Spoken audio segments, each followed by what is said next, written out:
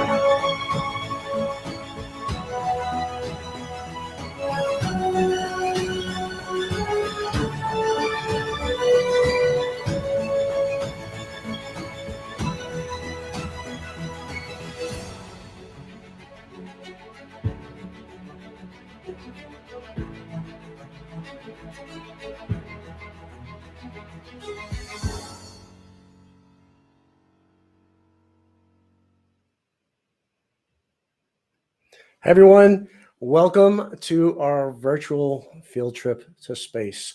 Thank you so much for joining us.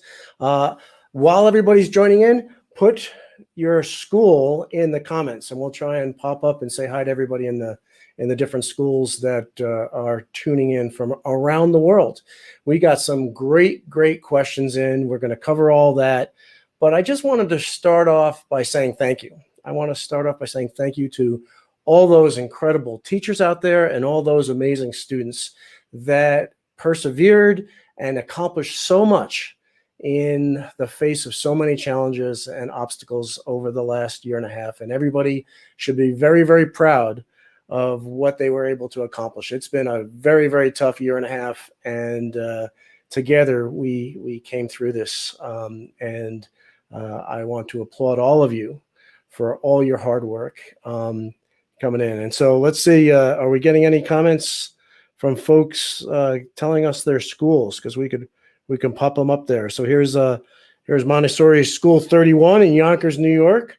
I've heard of that place. We'll talk about that in a second. What else do we have? Let's see. Whoops. There's Shaw School. Hey, everybody there. What else do we have? Here's Elkhart, Indiana, Eastwood Elementary. So thanks for joining us. You know, we have so many amazing questions, so many amazing comments. I think we should jump right in. And our first question is from Shada, and she was asking me about the inspiration. So let's hear what she has to say. Hello, my name is Shraddha Shelke from Standard 9th and from Dr. Kirmadi Shamra High School. My question is, from where did you get the inspiration, and did your family members support you, and how do you feel when you're going into space and while coming back during the journey? That's a great question. And my inspiration for becoming an astronaut started back on July 20th, 1969. On that day, I, along with millions and millions of people all around the world, watched those first footsteps on the moon. It was the first moon landing.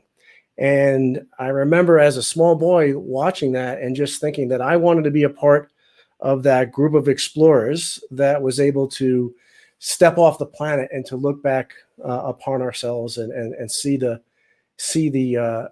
Earth from space. That was a monumental moment of my life. That's where I decided that I was going to work really hard and I was going to become an astronaut. And 4 decades later, that came true. And Shada, there was other parts of your question in there, and I'm going to answer those coming up here in a little bit. But let's get another question in. Hi, my name is Joey, and I go to NVLA in Mulvey, Washington. My question is, what is the takeoff experience like? All right, Joey, what is the takeoff experience like? And we have another question like that. My name is Dylan from Montessori School 31. Yonkers, New York. And my question is, what was the ride in the rocket ship like? Yeah, so the ride in the rocket ship was unbelievable. So let's take a look at that. Here's a picture of me on the day of launch, putting on our spacesuits and getting into this thing that we called the Astro van, which would take us out to the launch pad. We rode an elevator up to the top of the launch pad, and then one by one, we each took turns climbing through the hatch and into our place on Space Shuttle. And this particular time, it was Space Shuttle Discovery that we were going to launch into space. And once we're all in there, we're all strapped in, all the technicians, they close the hatch, and then everybody gets 3 or 4 miles away. So in this picture right up there, it's the only people that are within 3 or 4 miles of that spacecraft right now are the 7 of us inside the spacecraft. And hopefully with any luck, you'll be able to hear what we're saying to each other as we launch. Because I had this countdown timer right in front of me on Discovery's control panel.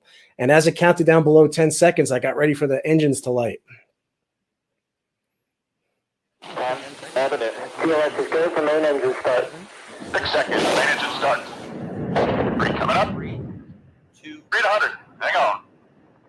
booster ignition. Auto 2. Shuttle Discovery. Auto. Mate Kudasai.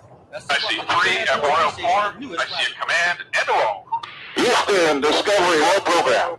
I have LB Lynch. Roger roll, Discovery. Houston now controlling the flight of Discovery, a man-made presence. Oh, what have you have to say? Good digitals. So we went from going 0 miles per hour on the launch pad to going 17,500 miles an hour in 8.5 minutes. So that's a lot of acceleration, and it feels like an elephant is sitting on your chest as we're going faster and faster and faster. And we go from that feeling of an elephant sitting on our chest to being weightless instantly when the main engines kick off. And this is a view of the space shuttle separating from the tank, and then we're in space. And I realized that my childhood dream of going to space had finally come true. And so let's go to another question. My name is Jax from Montessori School 31 in Yonkers, New York. And my friend and I think it is really cool that you went to school here too. My question is, how did you feel when you first went into space? Were you excited or nervous? Well, Jack, that is a great question. And yes, I grew up in Yonkers, New York. I went to PS 27 and PS 28, and I went to Walt Whitman Junior High School and Roosevelt High School. So I know a lot about Yonkers. That's where I grew up. But when I went to space, that first day in space was just absolutely amazing. And I remember the first thing I thought about when I looked out the window for the first time was just how thin the atmosphere appears. You can see it up there way on the top. It's just absolutely paper thin. It's the thinnest thing you can imagine. And when I saw that for the first time, I realized that that's what keeps every living thing on the planet alive, and we need to protect it. And it became really obvious that we could put things in the atmosphere that could hurt us and could hurt our planet. And so these are views that we saw. We go around the Earth every 90 minutes. That means we see a sunrise or a sunset every 45 minutes. These are the lights of the cities and towns that we see. It's all the evidence of human activities. You see these green lights there. That's the auroras that are coming up. So it's just absolutely beautiful. And so I fell in love with the Earth. I fell in love with the beauty of the Earth. It was a constant dance of colors and lights and motion, and it was just absolutely amazing. And what was really cool is when we would pass into the dark side of the orbit, we'd see the thunderstorms casting large shadows across the horizon and watch the clouds turn to pink, into red, into gray, and then finally black. And then as we would cross into the dark side of the orbit, we would see all the lights of the cities and towns, all the evidence of human activity would all of a sudden come to life. And it was just an amazing, amazing time. And it really made you feel like we were living on a living, breathing organism. It was just absolutely spectacular. So how about another question? Hi, my name is Alexis. I'm from Michigan. Have you ever been to the International Space Station? If so, what is it like? Well, Alexis, I did go to the International Space Station. That's where we were going when I launched on the previous video that I showed you. And after we launched, we had a couple of days to catch up to the space station. And this is us getting ready to dock to the International Space Station. We're all there. We're really excited. Initiating RPM 3, 2, 1, mark. And we fly up underneath the space station and we do a flip under the space station. You can see us doing the flip here. And that's so the people on the space station can take pictures of the bottom of the space shuttle and to make sure that our heat shield is still working well and it's all intact and everything looks good.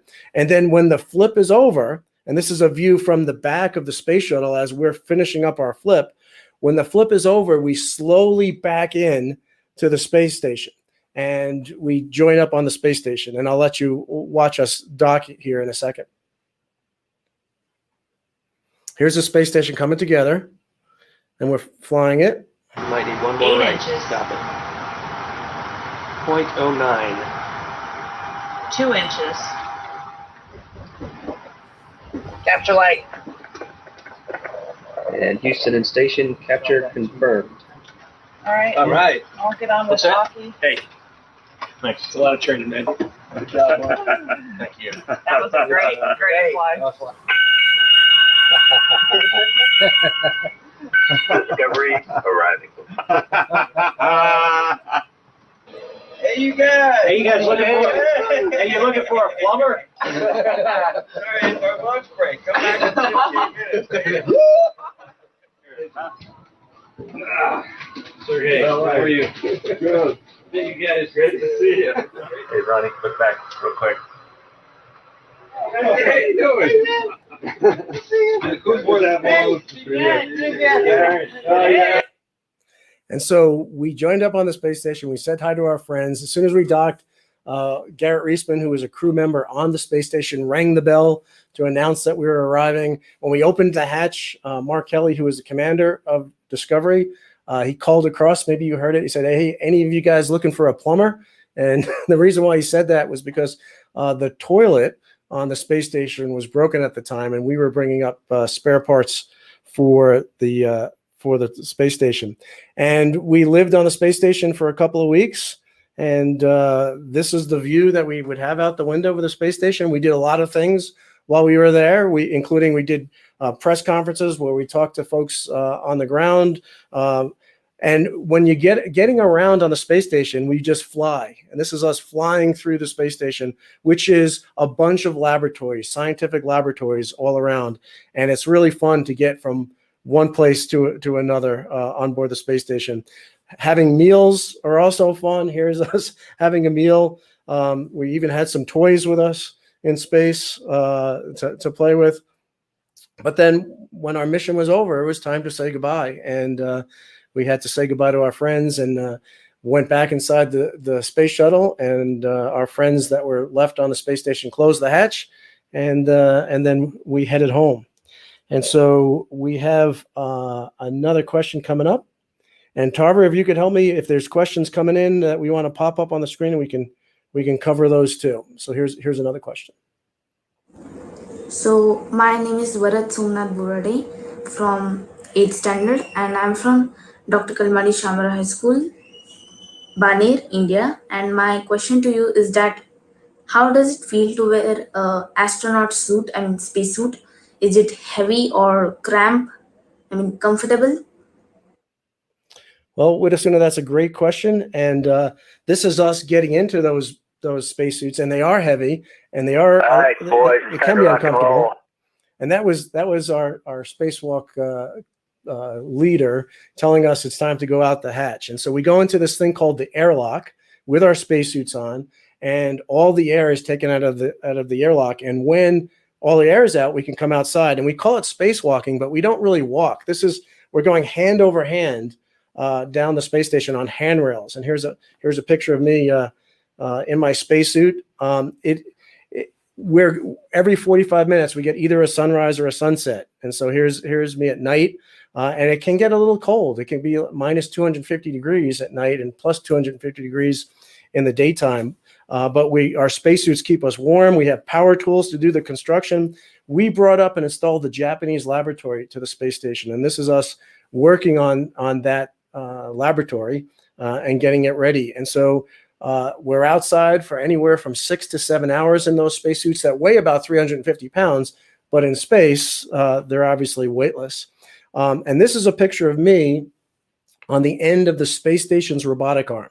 So imagine a robot, but all the robot is an arm, and it's about 100 feet long. So it's this giant arm, and my feet are clamped to the end of it. And I'm holding this big box, which is actually a pump, and it's taking me from one side of the space station to another side of the space station to replace that pump. And so my feet are clamped to the robotic arm, and this is a view from my helmet camera that looks out over the space station, and you could see the Earth in the background. And so we have to do a lot of work while we're outside, and our spacesuits have to keep us alive. So really what a spacesuit is a self-contained spaceship. It has all our life support systems. It has everything that we need to live to keep us warm. But then when our work is over, it's time to come back inside, and we go back inside the airlock. We close the hatch behind us. We fill it back with air, and once the air pressure on the inside of the airlock is the same on the outside, we can open up the hatch and we can come back into the space station, take off our spacesuits, and say hi to all our friends out there. So that was a great question. Thank you for that. So here's another question. Hi, my name is Anna. I'm in 5th grade from Monroe, Washington. My question for you: has there ever been, or think there's going to be, a collaboration with the astronauts and the cosmonauts? That is a great question, Anna. Yes, there have been collaborations between astronauts and cosmonauts, and they continue today. Really, the first collaboration was on a mission called Apollo-Soyuz, where an Apollo spacecraft joined up with a Russian Soyuz spacecraft, and the crews shook hands in space, and it was a very historic moment. But the first human in space was Yuri Gagarin, a Russian, and he launched from a launch pad in Kazakhstan. And 50 years after he launched from Kazakhstan, I launched into space with a couple of Russian cosmonauts on a spaceship called Gagarin, and from the same exact launch pad that Yuri Gagarin launched from.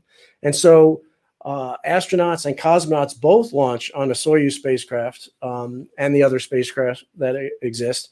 And what was amazing was looking up at the rocket ship that was going to take us to space and seeing an American flag and a Russian flag side by side on the top of that rocket. And it really showed the power of being able to set aside our differences and work together to do something that is really, really important for the world, and to do it together. And so that's a great question, and I'm really glad you asked it. So I think we're going to hear from a teacher. Hello, Astronaut Ron Garan. My name is Todd Feltman. I'm an educator in Harlem in New York City. Currently, I'm teaching 4th grade remotely. What is a day like in space, and how does it feel to be in space? I want to thank you for this amazing opportunity. My 4th graders and I are thrilled to be with you today. Well, thank you, Mr. Feldman. And a day in space is normally filled up with a lot of work. But besides all the work that we do, we've got to do all the normal things too, like shaving and brushing our teeth, washing our hair. That's my crewmate Aki. It's not too hard for Aki to wash his hair, but my crewmate Karen, that was a little bit harder for her to wash her hair. But all the eating. This is one of our crewmates. Wait a minute.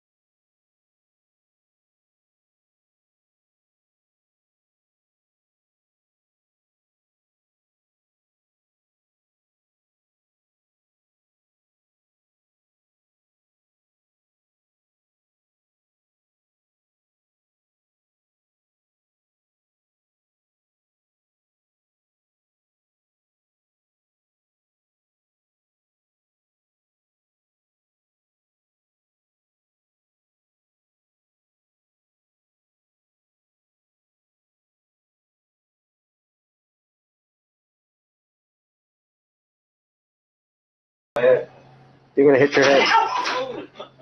Hit my arm. Yeah, you might hit your head. No commanders were harmed in the making of this video. Right. That was Mark Kelly, and he was spinning around, and as you heard, he said, "Tell me if I'm going to hit my head," and it looked right when he said that like he was going to hit his head, but luckily he didn't hit his head. So we have fun in space. We do a lot of work in space, but it's important to not only work but also to have a lot of fun as well. And so I think we're going to hear from another teacher. Hello, I'm Mrs. Youngquist from Horace Curitan Elementary in San Jose, California, and my fourth grader's question for you is, when you were up in space, how do you have electricity when you were up there? Well, Mrs. Youngquist, thank you for that question. That's a great question. And the answer is we have these gigantic solar panels. And to be able to show you those solar panels, I want to show you when we undocked from the space station. Physical set. Houston and station from Discovery. Physical separation. You guys ready for a little theme music? Yeah. So when we undocked from the space station, we got this beautiful view of the space station, and those big orange panels are the solar panels, and that's what generates the electricity for the entire space station. They don't look orange there, but in that light, but you can see a good view of them right there.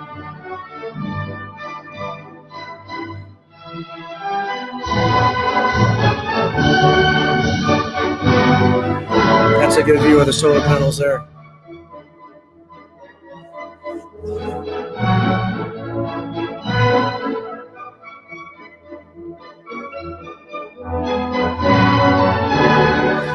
The space station is enormous. It's about the size of a football field. If it was on the ground, it would weigh 1 million pounds. And it requires a lot of electricity, and all that electricity comes from the sun there.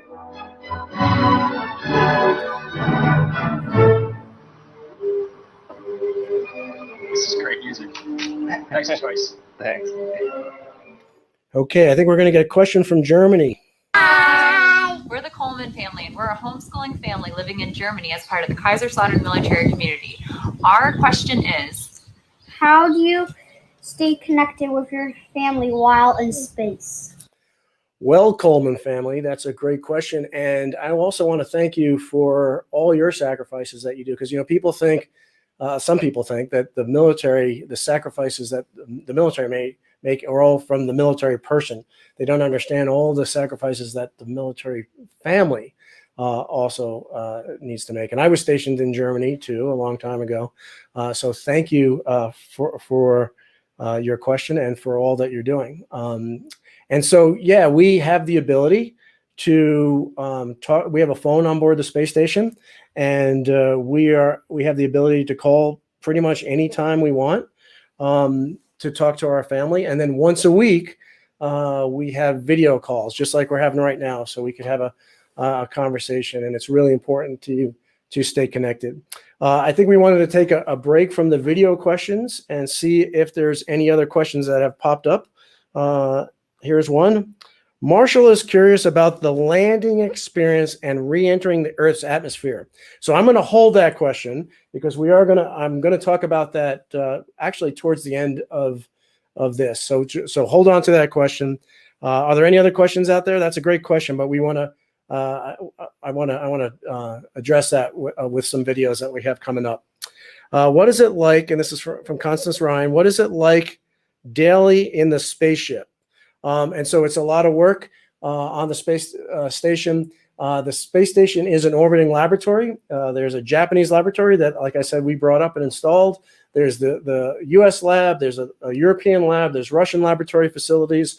And so 24 hours a day, 7 days a week, 365 days a year, scientific experimentation is being conducted on board the International Space Station. And these are experiments that simply can't be done anywhere on Earth. It's a very, very unique environment in space. And so that's primarily what we're doing. And all of these experiments are designed not only to help us explore the rest of the solar system, but also to improve life on Earth. And there's experiments on the human body, on a better understanding of the human body, how it functions, new medicines, new materials, new ways to produce energy. A lot of our experiments have to do with the Earth, looking back on the Earth, figuring out things like how can we grow more efficient crops and all kinds of things like that. So that's the primary job of being on the International Space Station is making sure all those scientific experiments are going well, but also maintaining the space station and making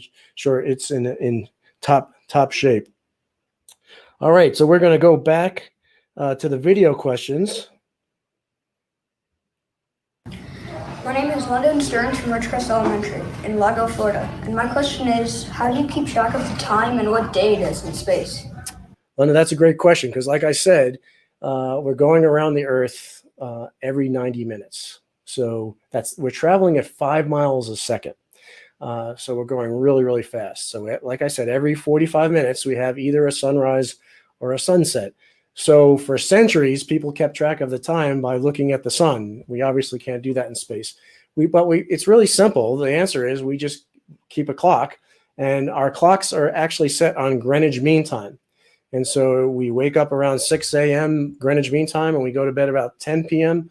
Greenwich Mean Time. And just like you have a calendar on your computer here at home, we have calendars on our computers up there, and we keep track of the days that way.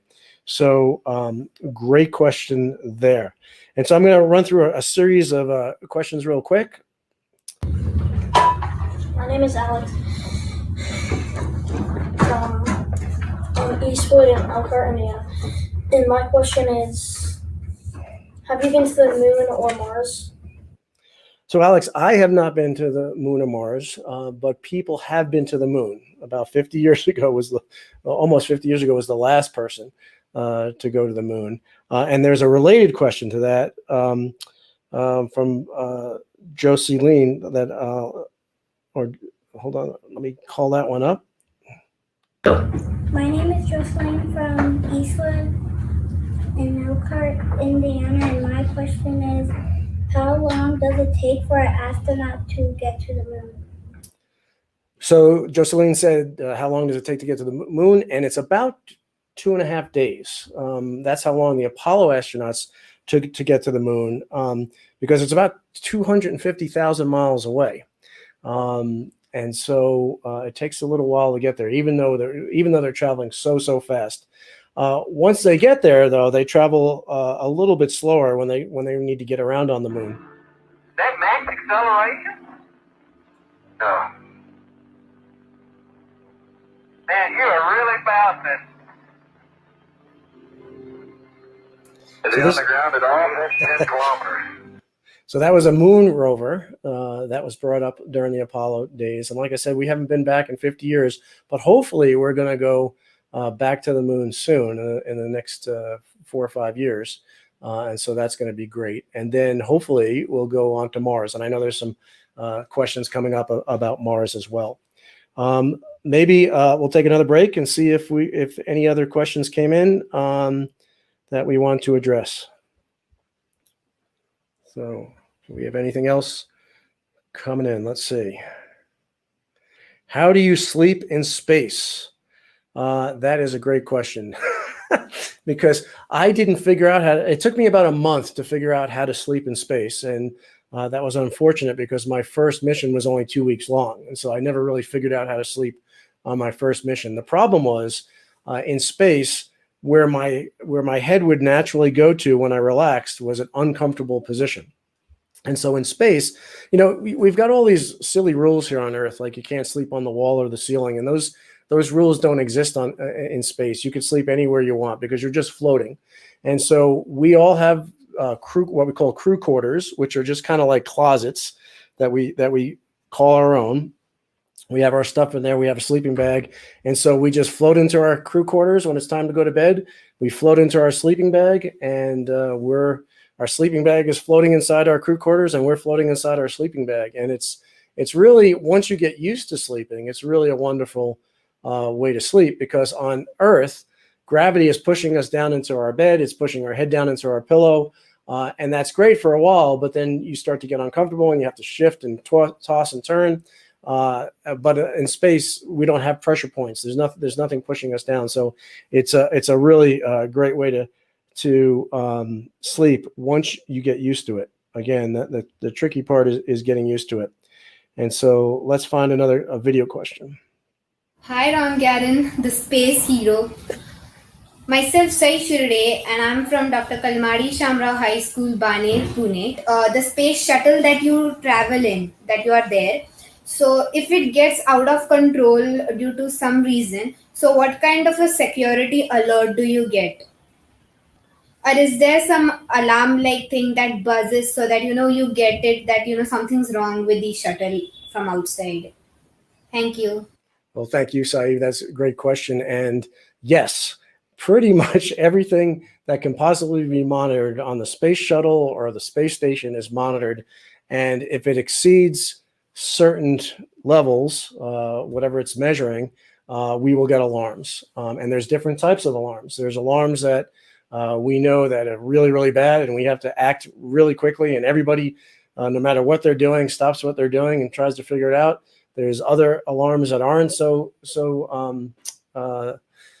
threatening that we can take our time. And so, yes, we have all kinds of computers that are monitoring all the systems, because there's so many systems, there's so many things going on the spaceship and the space station that we couldn't possibly ourselves keep track of all of it. So we have a lot of computers that help with that. And here's another question. My name is Malia Field from Eastwood in Elkhart, Indiana. And my question is, was your training hard? Well, Marion, my training was hard, and I actually became an astronaut in the year 2000, and I didn't fly in space until 2008. And so I spent 8 years training to fly in space, and that's training in the classroom, learning about the different systems and equipment of the space shuttle and the space station. It's training in aircraft that simulate the space shuttle. So we practice landing these aircraft that will help us practice landing the shuttle. We have simulators, which are kind of like computer games that move. We're inside these boxes that move around, and inside is like a computer game that simulate what it's like to be in space.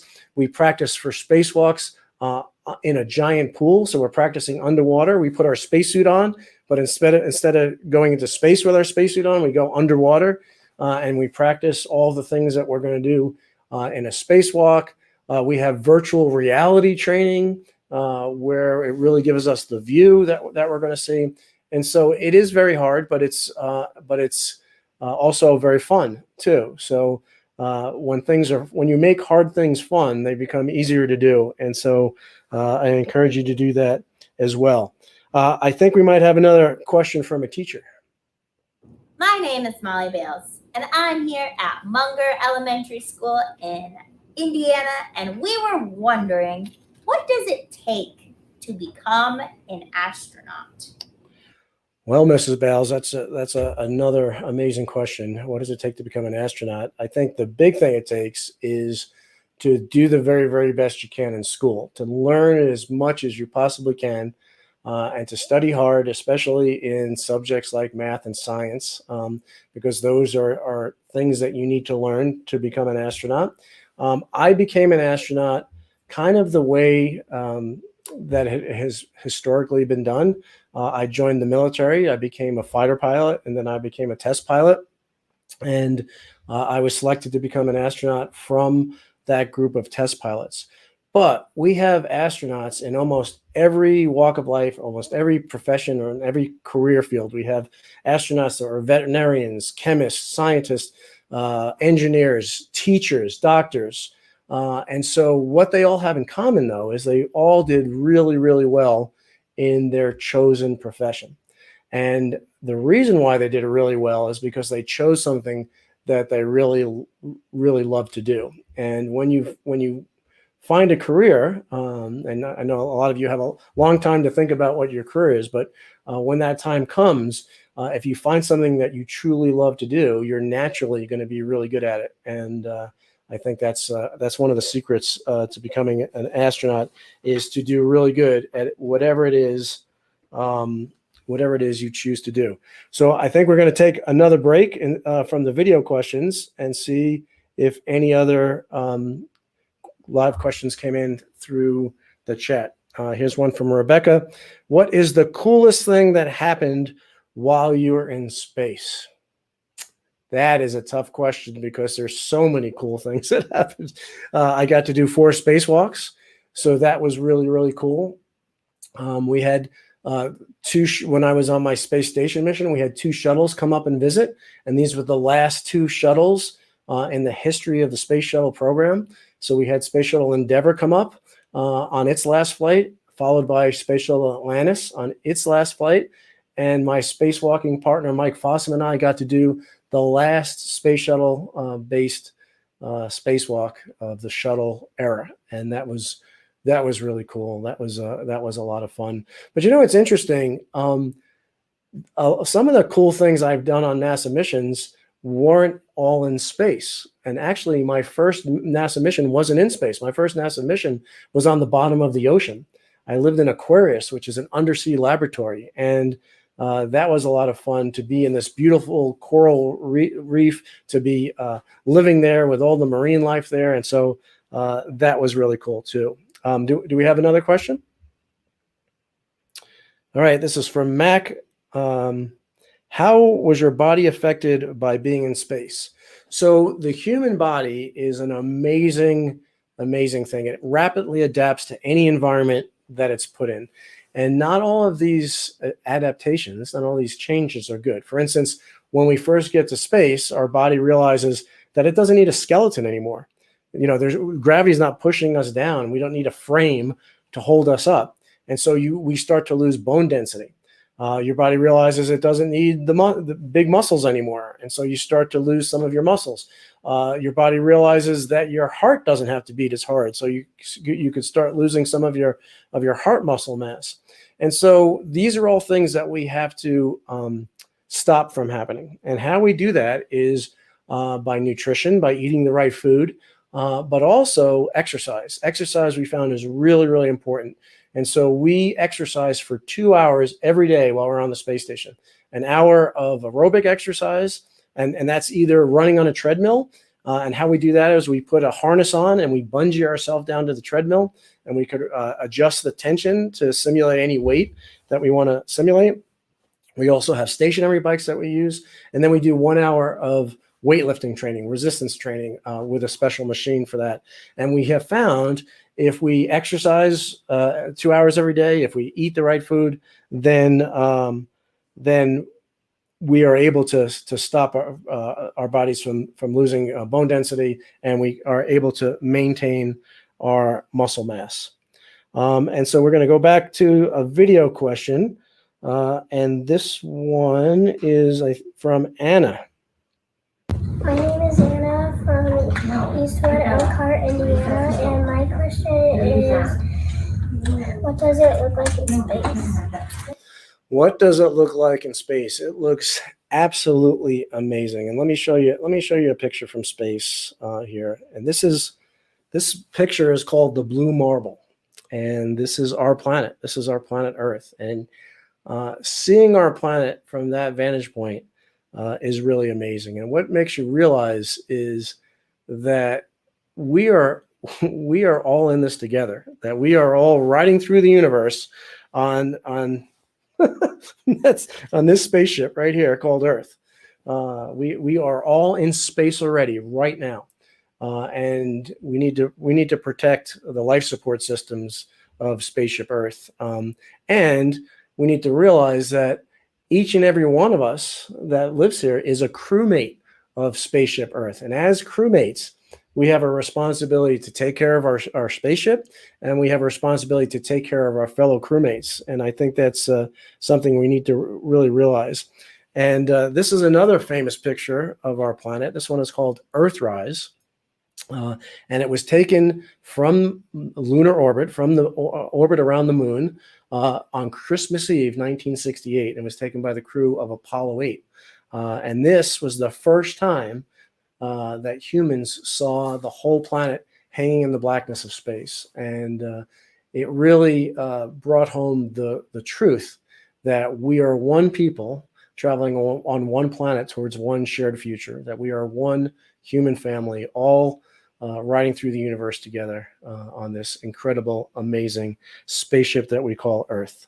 I think we have a question from Dylan. My name is Dylan. I'm from Greenville Elementary in Livonia, Michigan. My question is, are you guys ever going to explore any new planets? Are we ever going to explore any new planets? Well, Dylan, that's the plan. So what I think the best course of action is to do just that, is to begin regular flights to the moon, to establish a permanent human settlement on the moon, and from there start to explore the other planets, starting with Mars. And I know there's some questions at Mars, but once we do that, and once we have that capability, then we could explore all around the solar system and really get to know our own backyard. I mean, our solar system is kind of our backyard, and there's a lot of things that we can do once we start exploring the planets. And here's a question. Good afternoon. My name is Kavya Rashankar and I'm from Pune City, from Dr. Kalmari Shamrao High School, Bane.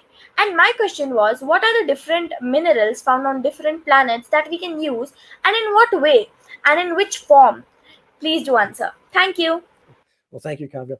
That is a really important question, because there are so many minerals or so many resources that are found outside of Earth that we could potentially use for our benefit. There's tremendous resources on the moon. I mean, there's something called helium-3 on the moon that can be used to produce clean power. There's precious metals on the moon, like platinum and things like that, which can be used again to do things like produce energy on the Earth. There's solar power that can be generated on the moon that can be beamed back for use on the Earth. There's tremendous resources in the asteroids, in the asteroid belt. And so there's many different, not only minerals, but all kinds of other resources that can be used to improve life on Earth, but also to use to explore the rest of the solar system. So thank you for that question. And so speaking of other planets, and particularly our closest nearest planet is Mars. My name is Luca. I'm from Cleveland Elementary School in Livonia, Michigan. My question is, when are you going to be sending the first humans to Mars? When are we going to send the first humans to Mars? That is a great question, Luca. And the answer keeps changing. So that's why it's a difficult question. If you would have asked me 30 years ago when we would send the first people to Mars, I would have the same answer that I'm going to give you right now. And that's about 10 years from the time we decide to go. So if 30 years ago we decided to go to Mars, we'd be there 20 years ago. So here we are, 2021. I think if we decided to go tomorrow, it would be about 10 years for us to make that work. And when I say decide to go, what that means is that we've made a commitment as a nation or as an international partnership that we are going to dedicate the resources necessary. We're going to start the programs necessary, and we're going to start down that path. It would take about that long to do that. So I think we have time to open up for maybe one more series of questions from the chat. Have you ever seen an asteroid or meteor from space? I have, actually. And I was really, really lucky. During the Perseid meteor shower, I set up a camera to take pictures when we were on the dark side of the orbit. And I got really, really lucky, and I captured a photograph of a meteorite or a meteor, I should say, a meteor going through the Earth's atmosphere. And what's really cool about it, and you know, a lot of people call meteors shooting stars. but what they are is rocks from outer space burning up as they enter the atmosphere. But we see those below us. We see those when we're looking down at the Earth. We see a streak of light going by, and it's really an amazing sight from space. And like I said, I was really lucky to capture that picture. I don't have it handy, or I'd show it to you. Any other questions? That one was from Mallory.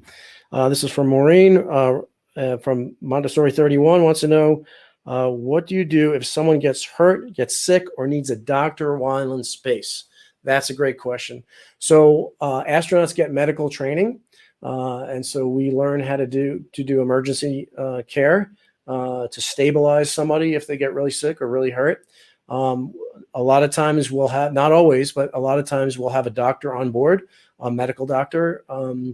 That's their profession before they became an astronaut, and they kept current in that for that reason. But in severe cases, and I don't think this has ever happened, we could bring that person back. And so we would get there's on the space station, there's always rescue spacecraft. There's always spacecraft that in an emergency we can undock and return to Earth.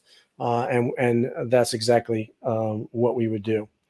Okay. And so we've got some other video questions coming up, and these are really interesting. So here's one of them. Hello, my name is Pranav Basara Chaudhary from the school Kalmani Shamrao High School, and I study in 7th standard. I live in Pune city with my parents and my brother. My question is, galaxies are stationary, but scientists say that they rotate. Thank you. All right. I guess do galaxies rotate is the question. But it started out with that things are stationary, and actually nothing is stationary in space. Right now, on Earth, it feels like we're stationary, but we're not stationary. The Earth is rotating at 1,000 miles per hour, and the Earth is traveling around the sun at 67,000 miles per hour. And the galaxies, scientists believe that because of the gravitational pull of the galaxies, they rotate around each other. So the galaxies are rotating around, and a rotation could take billions of years. And so, but they're traveling, unbelievable distance during that time frame. So everything in the universe is constantly moving. I don't think anything is actually ever stationary, but that's a great question. I think we have a question from Stella. My name is Stella from Eastwood, Elkhart, Indiana, and my question is Pluto a real planet? Is Pluto a real planet? Now that's a question that's a lot of people debate because Pluto was considered a planet for many, many years, and then scientists decided to not call it a planet, but to call it a dwarf planet. So they have different criteria that they use to classify things, but it's just a name. I think it's okay if you want to consider Pluto a planet. But I think that's open to debate among scientists. But I think once you're a planet, you should always be a planet. But that's just my opinion. I think we have a question on asteroids, if I'm not mistaken. Hi, my name is Tyler from Cleveland Elementary in Livonia, Michigan. My question is, why do asteroids have a magnetic force field around them? Wow. Why do asteroids have a magnetic force field around them? So there could be lots of different forces that asteroids have. They all have gravity, so they all attract each other through gravity. There could be magnetic forces through the minerals that could be in the asteroid, like if it's iron. But there's also magnetic forces that occur just from the formation of the asteroids itself. When the Earth formed, it created a magnetic sphere around the Earth because of how it formed, and the molten lava that's inside the Earth, and how that shifts and circulates, and those things happen in asteroids as well. And so there's a million, or there's an infinite probably number of different types of asteroids, different shapes, different processes, and different forces that are interacting with each other. to create those type of things? So that's a really, really great question. And I think our next question is from Chloe, if I'm not mistaken. Hi, I'm Chloe from Monroe, Washington. I have a question. What's it like flying a spaceship? What's it like flying a spaceship? That is a great question. And you know what? I think that's a great question that we can, I don't know if you remember, but the first video question that we had, I think was Shada, asked a number of questions in there. And one of them was, what was it like to return to Earth? And so maybe we'll talk about flying a spacecraft back to Earth, because I think, flying a spacecraft is just an amazing experience. It's not just the crew on board the spacecraft. It's the thousands and thousands of people on the ground. It's the tens and hundreds of thousands of engineers and scientists that worked on it.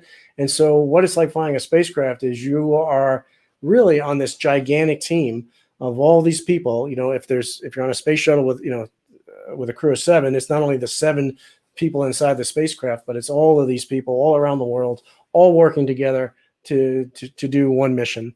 And when the mission is over and it's time to come home, we have that opportunity to do that together as a team. So this is us when we were getting ready to come back on Space Shuttle Discovery. There's the guys on the downstairs. They were a little bored because they didn't have a lot to do. But up on the flight deck, there was a lot to do. Basically, we have to slow down enough to enter the upper atmosphere, and it gets really, really hot outside, and gravity starts to pick up, and we start to feel the gravity. And those 2 booms you heard were sonic booms. On at the 180. Roger, on at the 180. And this is us getting ready to land in Florida. Houston, Discovery, runways in sight. Roger, runway in sight, Discovery. And we come back and we land just like an airplane. Hold it right there. There you go. There you go. Touchdown, 195. Beautiful.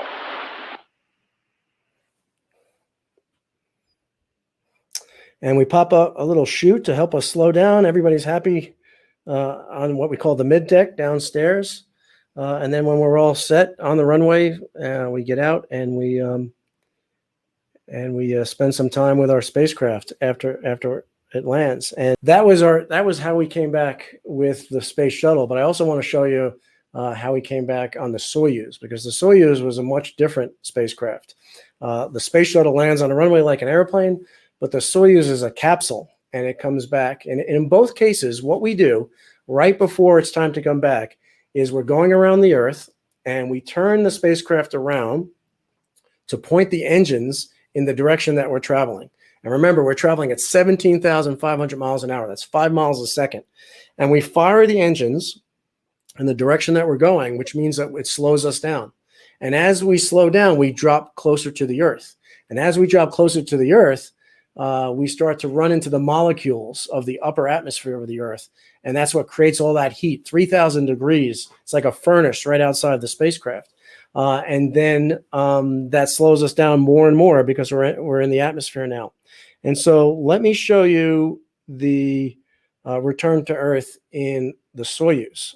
This is our fiery, violent ride through the atmosphere at 5 miles a second. The parachute opens up, and then eventually we smash into the ground. And that was a really interesting way to come back. And when we smashed into the ground, we bounced, we rolled, we flipped over, and now my window was pointed down at the ground.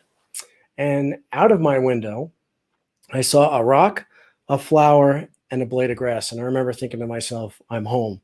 And what was really interesting about that thought is I was home, but I was in Kazakhstan. And so to me at that moment, my home wasn't just Houston, Texas, where at the time my family was waiting for me to return. My home was Earth. And what I learned in that experience is that our definition of that word home has profound implications for how we solve problems, how we treat our planet, how we treat each other. And increasing that definition of home to encompass the entire planet doesn't come with a requirement that we forget where we came from, our nation, our culture, our religion, or any of those things. It just simply means seeing those things within the bigger picture that we are one human family. And from a nation's point of view, we're a family of nations that should all be operating together in a peaceful manner as members of the same family. And with that thought, I wanted to bring this to a close, and I wanted to kind of end up where we started off with a huge thank you to all the teachers out there, to all the students out there for everything that you accomplished. And we have some big challenges and big problems on our planet, and we talked a little bit about that today. And in order for you to help to solve some of these problems, your number one job right now is to learn as much as you possibly can, because the more you learn, not only the better off your future is going to be, but the more able you're going to be to help us solve some of these great problems that are in front of us. And so I want to encourage you to keep up the great work, keep doing what you're doing, keep studying hard. And if you do that, you could accomplish anything you set your mind on. And so with that, I wanted to bring this to a close. And my trusted assistant, Tarver, am I missing anything? Anything else we wanted to talk about? Or any last minute comments that we need to pop up? Okay. This has been a wonderful, wonderful program. We started out 12 weeks ago. Since then, we visited about 40 classrooms around the world. I think we had up to 400 classrooms or close to 400 classrooms tuning in today from all around the world. And so thank you so much for that. We are going to start something official on YouTube, an Orbital Perspective for Kids channel. So if you have the opportunity to subscribe on the channel that you're watching right now, we'll keep you all informed with what we're doing. And with that, I thank you all for being here, and keep up the great work and have a wonderful day.